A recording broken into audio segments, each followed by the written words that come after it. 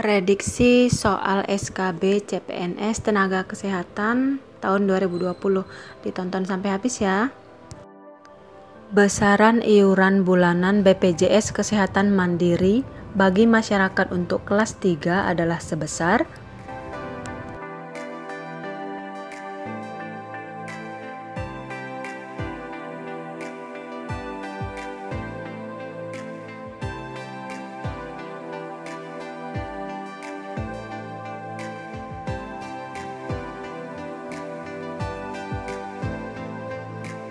Empat, tiga, dua, satu, subscribe.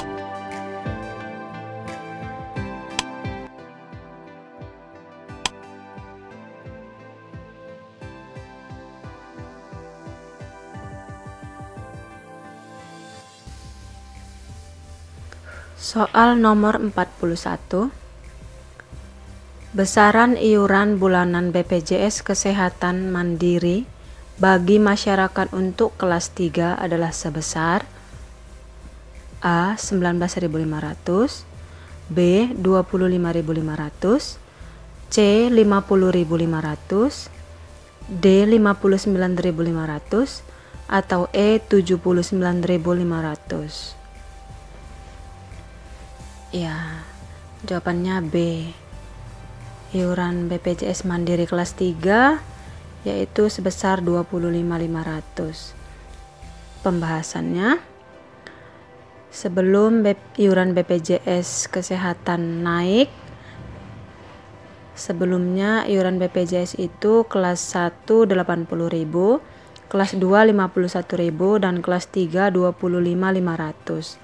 Sempat naik dari Januari sampai dengan bulan April 2020, tapi dari bulan Mei sekarang BPJS sudah kembali lagi ke tarif awal, yaitu yang ini. Nah, kita ke soal 42.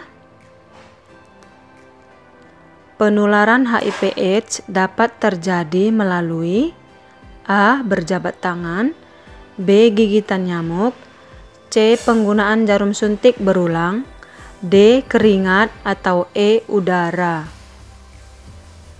Berarti penularan HIV/AIDS bisa terjadi melalui yang mana? Berarti yang benar ialah ya melalui penggunaan jarum suntik berulang. Kita ke pembahasannya. Penularan HIV/AIDS itu bisa ditularkan melalui hubungan seks tanpa pengaman, kemudian penggunaan jarum suntik berulang yang sudah terkontaminasi oleh virus HIV, kemudian selama kehamilan, persalinan, atau menyusui bisa ditularkan kepada bayinya, dan juga melalui transfusi darah yang sudah terinfeksi virus HIV/AIDS. Nah, berarti melalui jabat tangan ini, melalui gigitan nyamuk, melalui keringat, melalui udara, melalui pelukan, atau selain yang disebutkan tadi itu hanyalah mitos. Nah, penularan HIV/AIDS ini bisa tertular melalui adanya luka berdarah. Nah, bisa itu menularkan HIV/AIDS, sehingga pada saat bercumbu atau ciuman dengan pasangan, apabila pasangan ada luka, maka kemungkinan bisa menularkan HIV/AIDS apabila pasangan tersebut sudah tertular HIV/AIDS. Kita ke soal selanjutnya, nomor 43. Usapkan ujung kuku tangan kanan dengan diputar di telapak tangan kiri. Lakukan pula pada tangan yang satunya, kemudian dibilas. Merupakan langkah cuci tangan yang ke A. ketiga, B. ketujuh, C. keenam, D. kelima, atau E. keempat. Nah, langkah cuci tangan ini berdasarkan yang dianjurkan oleh Kementerian Kesehatan. Ini merupakan langkah yang keberapa? Ya, teman-teman benar, yaitu langkah yang ke-6. Langkah yang ke-6 pembahasannya. Ada 6 langkah cuci tangan. Langkah yang pertama, ratakan sabun dengan menggosokkan pada kedua telapak tangan. Kemudian langkah kedua, gosok punggung tangan dan sela-sela jari lakukan pada kedua tangan. Langkah ketiga, gosok kedua telapak dan sela-sela jari kedua tangan. Langkah keempat, gosok punggung jari kedua tangan dengan posisi tangan saling mengunci. Nah, langkah yang kelima, gosok ibu jari kiri dengan diputar dalam genggaman tangan kanan.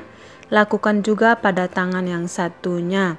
Nah, langkah yang terakhir yaitu langkah keenam, usapkan ujung kuku tangan kanan dengan diputar di telapak tangan kiri. Lakukan juga pada tangan satunya, kemudian dibilas. Nah, berarti ini merupakan langkah yang keenam. Nah, cuci tangan ini sering keluar, bukan sering keluar ya, dari tahun-tahun sebelumnya memang cuci tangan ini pada ujian CPNS itu keluar 2017, 2018. Nah, teman-teman yang udah ujian, saya juga termasuk tahun 2014 kalau saya nggak salah, ini cuci tangan ini juga keluar. Nah, bukan hanya yang ditanya langkah ke-6 aja, atau bisa juga ditanya langkah ketiga atau keempat. Jadi teman-teman bisa pelajari langkah cuci tangan ini, 6 langkah cuci tangan. Kita ke soal 44.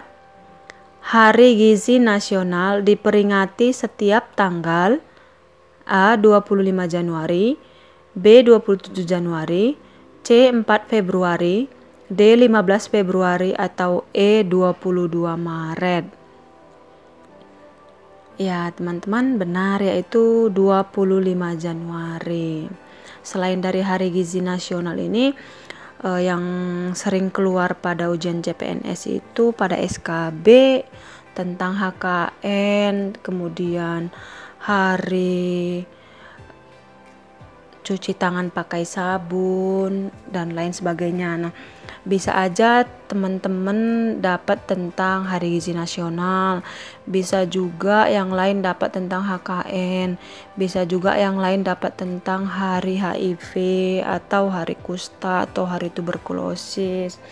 Nah, ini pembahasannya. Kalau 27 Januari itu Hari Kusta Sedunia, 4 Februari itu Hari Kanker Sedunia, 15 Februari Hari Kanker Anak Sedunia, sedangkan 22 Maret itu Hari Air Sedunia.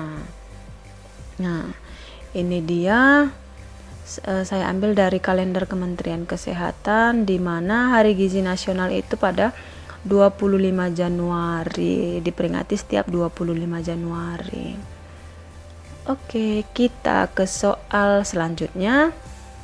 Nomor 45. Pada gerakan pemberantasan sarang nyamuk atau PSN dikenal dengan istilah 3M+. Yang dimaksud dengan 3M+ adalah kecuali. Ada kecualinya. A. Menguras dan menyikat. B. Menutup tempat penampungan air. C. Memanfaatkan atau mendaur ulang barang bekas. D. Mencegah gigitan dan perkembangan nyamuk. Atau E. Membakar barang bekas dan memberikan pencahayaan. Berarti 3M+ kecuali. Ya, E, kecuali yang E. Membakar barang bekas dan memberikan pencahayaan ini bukan termasuk ke dalam 3M+. Apa aja sih ke dalam 3M+ itu? 3M+ itu menguras dan menyikat, menutup tempat penampungan air, memanfaatkan atau mendaur ulang barang bekas, kemudian mencegah gigitan dan perkembangan nyamuk. Ini yang plusnya. Berarti poin A, B, C, D adalah 3M+, kecuali E. Soal nomor 46. inisiasi menyusu dini atau IMD dilakukan selama berapa lama setelah seorang ibu melahirkan bayi normal. Berarti setelah ibu melahirkan bayi normal itu dilakukan IMD berapa lama? A. 15 menit, B. 60 menit, C. 45 menit, D. 12 jam, atau E. 24 jam. Ya, teman-teman, jawabannya B, yaitu IMD selama kurang lebih 60 menit. Ini dia pembahasannya pada buku Kesehatan Ibu dan Anak, yaitu buku pink, inisiasi menyusu dini atau IMD dalam 1 jam. Dalam 1 jam, berarti IMD dilakukan kurang lebih selama 1 jam. Soal nomor 47, yang termasuk dalam strategi Directly Observed Treatment Short Course atau DOTS. Maaf kalau bahasa Inggrisnya kurang.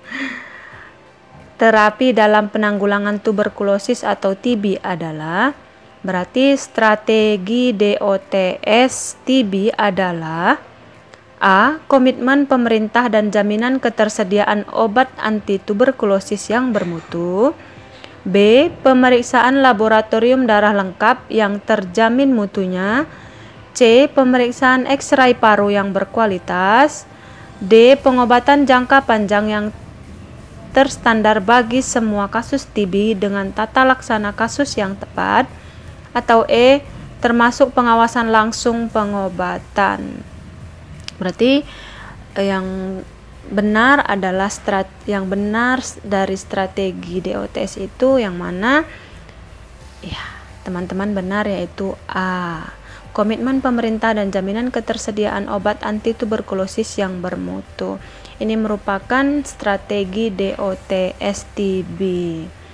Pembahasan tentang strategi DOTS TB yang benar adalah sebagai berikut. 1. Komitmen politis dari para pengambil keputusan termasuk dukungan dana. 2. Diagnosis TB dengan pemeriksaan dahak secara mikroskopis langsung.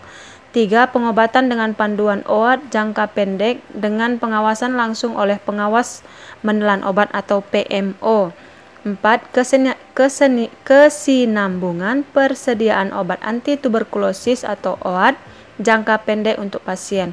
Dan yang kelima, pencatatan dan pelaporan yang baku untuk memudahkan pemantauan dan evaluasi program TB. Berarti yang benar tadi ialah komitmen pemerintah dan jaminan ketersediaan obat anti tuberkulosis yang bermutu. B, C, D, dan E itu tidak termasuk. Oke, kita ke soal nomor 48. Program Indonesia Sehat dilaksanakan dengan 3 pilar, yaitu Program Indonesia Sehat atau PISPK dilaksanakan dengan 3 pilar, yaitu A. Paradigma sehat, gotong royong dan keadilan. B. Gotong royong, keadilan dan paradigma sehat. C. Paradigma sehat, penguatan pelayanan kesehatan dan jaminan kesehatan nasional. D. Jaminan kesehatan nasional, gotong royong dan paradigma sehat. Atau E. Paradigma sehat, penguatan pelayanan kesehatan dan kesetaraan gender. Berarti yang benar ialah ya C, yaitu paradigma sehat, penguatan pelayanan kesehatan dan jaminan kesehatan nasional. Pembahasannya, program Indonesia Sehat dilaksanakan dengan menegakkan 3 pilar utama, yaitu penerapan paradigma sehat, penguatan pelayanan kesehatan, dan pelaksanaan jaminan kesehatan nasional atau JKN. Berarti ini dia yang benar ialah C, paradigma sehat, penguatan pelayanan kesehatan, dan jaminan kesehatan nasional atau JKN. Kita ke soal 49. Peraturan yang mengatur tentang standar teknis pemenuhan mutu pelayanan dasar pada standar pelayanan minimal bidang kesehatan adalah A. PMK atau Peraturan Menteri Kesehatan Nomor 44 Tahun 2016. B. PMK Nomor 43 Tahun 2019. C. Undang-Undang Nomor 52 Tahun 2009. D. Peraturan Menteri Kesehatan Nomor 4 Tahun 2019. Atau E. Undang-Undang Nomor 44 Tahun 2009. Ya, teman-teman, jawabannya ialah D. Peraturan Menteri Kesehatan Nomor 4 Tahun 2009. Pembahasannya,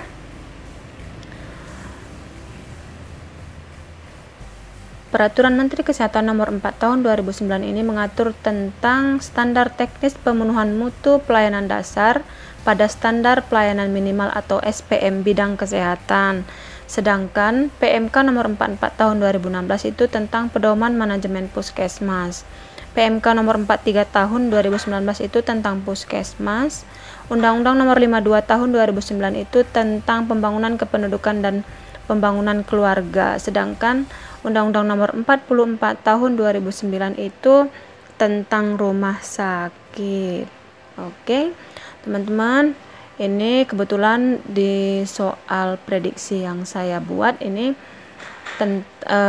yang ditanya tentang standar teknis pemenuhan mutu pelayanan dasar pada SPM bidang kesehatan. Mungkin aja ditanya tentang rumah sakit, peraturan yang mengatur tentang rumah sakit itu apa gitu. Kemudian atau yang mengatur tentang puskesmas itu peraturan pemerintah nomor berapa gitu. Jadi teman-teman bisa membahas lebih lagi tentang peraturan ini, tentang peraturan Menteri Kesehatan atau tentang undang-undang atau tentang Permenpan dan lain sebagainya.